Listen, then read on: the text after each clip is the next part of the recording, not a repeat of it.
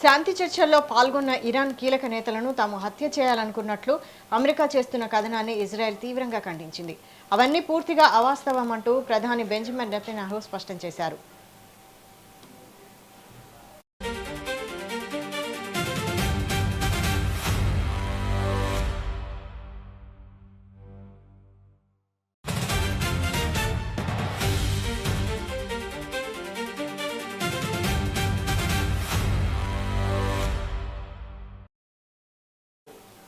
Iran విదేశాంగ మంత్రి Abbas Araghchi parliament speaker Mohammad గాలిబాఫ్లను ఇజ్రాయెల్ లక్ష్యంగా చేసుకుందని అమెరికా ఆరోపించింది.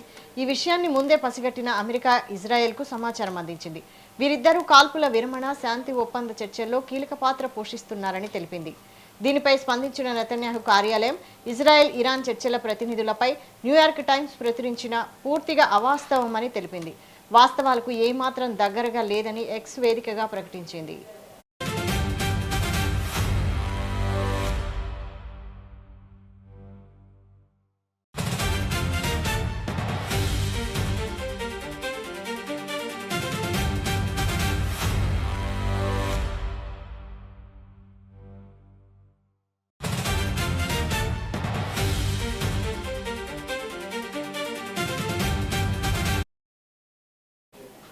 అమెరికా అధికారుల ఆందోళనపై న్యూయార్క్ టైమ్స్ మరింత వివరించింది.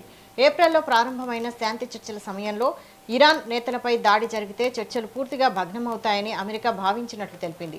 ఈ నేపథ్యంలో ఇరాన్కు హెచ్చరికలు పంపాలని నిర్ణయించినట్లు పేర్కొంది. ఇటీవల ఇజ్రాయెల్ ప్రధాని నెతన్యాహుపై అమెరికా అధ్యక్షుడు డొనాల్డ్ ట్రంప్ బహిరంగంగా విమర్శలు గుప్పించారు. ఈ తరుణంలో ఈ సంఘటన బయటకు రావడం ప్రాధాన్యం సంతరించుకుంది.